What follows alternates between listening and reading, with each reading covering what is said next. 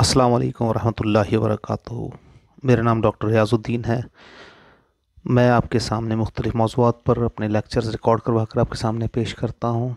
इसकी बुनियादी वजह है कि हमारे माशरे में, हमारी सोसाइटी में अवेयरनेस डेवलप हो, पैदा हो, और सेहत के हवाले से जो अमूर हैं उनमें इम्प्रूवमेंट पैदा हो। ये लेक्चर कॉमन लोगों के लिए भी हैं और होम्योपैथिक डॉक्टर्स के लिए भी हैं और हकीम हुक्मा हज़रात के लिए भी हैं। हुक्मा हज़रात और होम्योपैथिक्स के लिए क्यों? क्योंकि पंजाब हेल्थ केयर एक्टिव है। पंजाब हेल्थ केयर के नुमाइंदे जो नॉर्मली एलोपैथिक डॉक्टर्स पर और फार्मासिस्ट पर मुश्तमिल होते हैं, वो हमारे साथियों की इंसल्ट करने का कोई मौका भी हाथ से जाने नहीं देते। अब पंजाब हेल्थ केयर की एक जो रिक्वायरमेंट ये भी है कि आप पेशेंट को रेफ़र करें। अब अगर हमें पैथोलॉजी का पता ही नहीं होगा, अमराज की माहियत का और अमराज के नामों का पता ही नहीं होगा, तो हम पेशेंट को रेफ़र कैसे करेंगे? हमारा एक नया मजाक बन जाएगा। चुनाचा इस खादिम ने यह सोचा कि अंडरस्टैंडिंग पैथोलॉजी के हवाले से एक सीरीज़ शुरू की जाए। तो उसके लिए हमने मुख्तलिफ़ ऑर्गन्स के ऊपर, मसलन पेट के अमराज, सर के अमराज, जिगर के अमराज, तिल्ली के अमराज, उनके ऊपर हमने जितने जितने एक एक ऑर्गन के मर्ज़ हो सकते थे उनको हमने तैयार किया और उनको एक प्लेलिस्ट बनाकर अपलोड कर दिया। अब हमारा ऑप्थेमोलॉजी के हवाले से हमने ये अपना लेक्चर शुरू किए। मेरा ख़्याल है कि ये सीरीज़ का ये सेकंड लास्ट लेक्चर होगा। इसके बाद ही हम आइस का जो टॉपिक है कंप्लीट कर लेंगे। आइस का टॉपिक बहुत ही सेंसिटिव होता है। नॉर्मली आप देख लीजिएगा कि अगर आपको मसाइल आँखों में भी ज़्यादा लगें तो कोशिश ये कीजिएगा कि पेशेंट को रेफ़र ही कर दें। लेकिन अगर आपको ऐसा लगता है कि आपने इस तरह के 3-4 पेशेंट कॉन्फिडेंटली डील कर लिए थे और उनको फ़र्क पड़ गया था, तो फिर आप पेशेंट को जाने ना दीजिएगा। क्योंकि हमारे उस्ताद मोहतरम डॉक्टर फैज़ अहमद जोइया साहब जो थे, वो इकबाल टाउन वाले, वो पेशेंट्स को अटेंड करते थे और उनके पास पेशेंट्स की रिकवरी की, आंखों के अमराज की 80% के करीब रिकवरी थी। फुल कॉन्फिडेंस से वो अपने काम को करते थे। आंखों के अमराज के हवाले से आज हम जिस टॉपिक पर बात करेंगे उसको हम कहते हैं गुहांजनी या स्टाई। ये कसीरुल वक़ू मर्ज़ है और हमने पाकिस्तान और इंडिया में बहुत ही ज़्यादा कॉमन देखा है। ये इतना ज़्यादा कॉमन है कि मेरे ख्याल है शायद ही कोई शख्स ऐसा हो जो गुहांजनी या स्टाई का शिकार ना हुआ। इस मर्ज़ में होता क्या है? इस मर्ज़ में होता ये है कि जो पपोटे हैं उसके किनारों पर एक छोटी फुंसी निकल आती है और ये ब्लेफराइटिस से बिल्कुल एक डिफरेंट तरह की सूरत होती है। उसमें वर्म होता है, लेकिन इसमें बाकायदा एक फुंसी होती है जिसके अंदर पीप मौजूद होती है। और दूसरा इशू क्या होता है, ये बार बार निकलती है। और तीसरा इशू क्या होता है, इसमें पेन भी होती है, दर्द भी होती है। तो फिर आप कहेंगे तो वो फोटो की सोजिश में भी ऐसा था। तो ऐसा था, लेकिन इसमें फ़र्क है। उसके अंदर जो पेन था, उसमें जो पीप थी यानी कि पस थी, वो थोड़ा सा लेट पैदा हुई थी, यानी तकरीबन आखिरी स्टेजेस में, या समझ लें कि आपके सेकंड स्टेप में।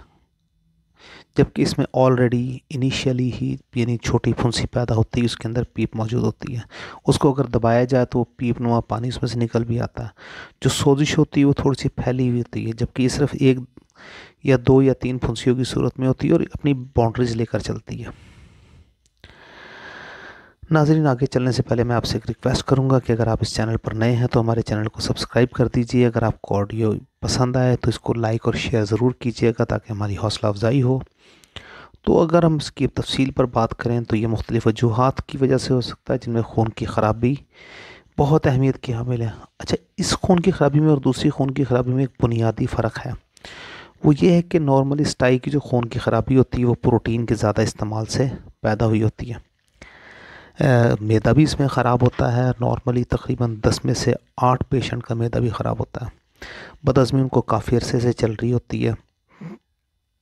इसके अलावा अगर किसी इलाके में ये वबा की तरह फैली हो तो वहाँ का जो एटमॉस्फेयर होता है बहुत ज़्यादा अनहाइजीन होता है, यानी कि जितनी ज़्यादा गंदी आब हवा होगी उतना ही ज़्यादा ये मर्ज़ लगेगा। इसी तरह ये नाक़िस ग़िज़ा या ख़राब ग़िज़ा की वजह से भी हो जाता है। कई लोग होते हैं उनका मिजाजी खनासिरी होता है, इनको फोड़े फुंसियाँ बहुत निकलते हैं। इसके अलावा जो लोग वेल्डिंग का काम करते हैं उनको भी ये मर्ज़ हो जाता है। फिर कई स्टूडेंट्स जो होते हैं जो आंखों से बहुत ज़्यादा काम लेते हैं, पेपरों से नॉर्मली पहले कॉफ़ी चाय का इस्तेमाल भी कर रहे थे, आंखों का इस्तेमाल भी कर रहे थे, उनको निकल आते हैं। इसके अलावा अगर कई दफ़ा को बच्चा पलक तोड़ दे, यानी आँख के ऊपर जो एक बालों की झालर है उसमें से कोई छोटा सा बच्चा शरारत में एक बाल को काट तोड़ दे, तो टूटने वाले बाल की जगह पर भी ये स्टाई पैदा हो जाती है। अगर पलके टूटने से हो तो सबसे पहले पपोटों के किनारे मुतवरम होते हैं, उसके बाद फिर इसमें पीप पड़नी शुरू हो जाती है। उसके बाद फिर वहाँ पर आहिस्ता आहिस्ता एक या एक से ज़्यादा फुंसियाँ निकलनी शुरू हो जाती हैं। फुंसियों में दर्द शुरू हो जाता है, उसके बाद उनमें बाकायदा पीप पड़ जाती है। फिर अगर उनको दबाया जाए तो उसमें से बाकायदा पीप भी निकलती है। दर्द भी होता रहता है और यके बाद दीगरें निकलती भी रहती हैं। कई दफ़ा बहुत ज़्यादा निकल आती हैं, कई दफ़ा इनका साइज़ अच्छा खासा बड़ा हो जाता है। ये जो स्टाइज़ होती हैं, यानी कि खुहाजनी, हमें काफ़ी ज़्यादा डिस्टर्ब करती है। पढ़ने से कई दफ़ा तो आँख की मूवमेंट हमारी काफ़ी ज़्यादा डैमेज हो जाती है, और कई दफ़ा इसके अंदर बाकायदा सूजन भी पैदा हो जाती है, और वो सूजन हमारी आँख के नीचे भी नज़र आ रही होती है और हमारी आँख के पोटे के अंदर भी बाकायदा नज़र आ रही होती है। तो अब इससे बचने का जो आसान तरीका है वो यही है कि अपनी जो एटमॉस्फेयर है उसको हाइजीन में रखा जाए।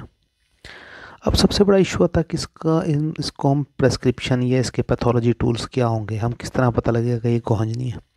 तो उसमें सबसे आसान तरीका वही है, जनरल एग्जामिनेशन। इसको चेक किया जाए कि सिर्फ दाना निकला हुआ है या बाकायदा इल्तहाब है, इन्फ्लेमेशन है या स्वेलिंग है। अगर स्वेलिंग होगी तो हमने आपको बताया कि वो तो अलग मर्ज़ है, और अगर वहाँ पर एक दाना निकला हो तो यकीनन ये स्टाई या गुहांजनी का मर्ज़ है।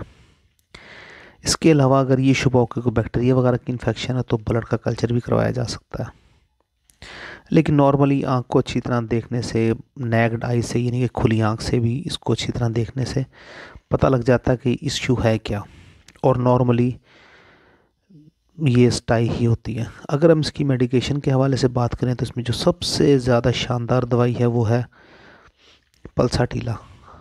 पल्साटीला इतनी शानदार दवाई है कि 1 ml देने से कई दफ़ा विद इन फ्यू मिनट्स जो है वो मरीज़ की आँख का दर्द ख़त्म हो जाता है। इसको छोटी पोटेंशियो में लगाया भी जा सकता है, लेकिन मेरे तजर्बे में ये है कि अगर 1 ml पल्साटीला की एक डोज़ प्रॉपर टाइम पर दे दी जाए और पेशेंट मुरगन ग़िज़ा खाने का बहुत ज़्यादा आदी भी हो, तो आप यकीन करें कि विद इन 15 मिनट्स मरीज़ के अंदर हैरत अंगेज़ तब्दीली पैदा होती है। मैं आपको गारंटीड टाइम नहीं दे सकता, लेकिन नॉर्मली मेरे पास इतने मिनट में इसका रिज़ल्ट आ जाता है। आप किसी को गारंटी टाइम ना दीजिएगा, क्योंकि पेशेंट डिपेंड कर सकता है कि उसके अंदर सिचुएशन क्या है। मेरे पास तो नॉर्मली रिकवर करते हैं। इसके अलावा दूसरी दवाई है स्टेफस एग्रिया, ये भी इस मर्ज़ में बहुत अच्छा काम करती है। ये मर्दों में ज़्यादा मौसर होती है, इस तरह पल्साटीला औरतों में और गोश्त और चावल खाने वालों में मौसर थी, इस तरह स्टेफस एग्रिया मर्दों में इफ़ेक्टिव है। अगर पीप पड़ जाए, और पीप तो इसमें यकीनन होती है, लेकिन पीप जारी ना हुई हो, आगे चल ना रही है, तो हैपर सल्फ इस्तेमाल करवा लें। अगर ख़ारिश बहुत ज़्यादा हो, सोजिश हो और बार बार ये पैदा हो रहा मसला, तो सल्फ़र लाजमी दीजिएगा as a intercurrent remedy, यानी उसका जो मियाज़मेटिक तोड़ के लिए। सल्फ़र की एक बड़ी डोज देने से नॉर्मली कोई भी उसके बाद दवाई देते हैं तो अक्सर औक़ात हमने देखा है कि स्टाई जो है वो बार बार पैदा नहीं होती। नाज़रीन, अगर कब्ज़ भी पेशेंट को बहुत ज़्यादा हो, पपोटो की सूजन भी हो, जिसके साथ गुहांजनियाँ भी निकलें, तो एलुमिनिया को आप कभी भी ना भूलिएगा। लेकिन एक बात याद रखिएगा कि एलुमिना का जो पेशेंट है उसको आलू मवाफ़िक ही नहीं आ रहे होते हैं। कब्ज़ उसका बहुत शदीद होता है। अगर उसको कब्ज़ शदीद नहीं है तो यकीनन उसकी दवाई एलुमिना नहीं है। नाज़रीन, इसके अंदर जो एक बहुत ही शानदार दवाई हो सकती है, अगर आप उसके आँखों में से पीप का अखराज भी शुरू हो गया और आप ये चाहते हैं इसकी पीप के अखराज को रोक दिया जाए, तो स्लीशिया 200 में एक बहुत ही शानदार दवाई, इतनी शानदार दवाई है जितनी इस गुहांजनी के इब्तिदा में पल्साटीला काम करती है।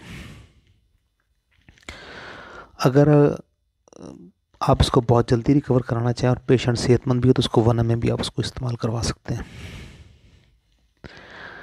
कंपाउंड रेमेडी में तो ये पल्साटीला और स्टेफस एग्रिया ही बहुत शानदार तरीके से काम करती हैं। तो मेरा मशवरा तो ये कि आप 1 ml में इनको आप गैप से 1-1 घंटे के गैप से आप सिर्फ इनके 2 शॉट्स उसको पेशेंट को दे दें, इंशाल्लाह बहुत ज़्यादा फ़र्क पड़ेगा। अस्सलाम वालेकुम।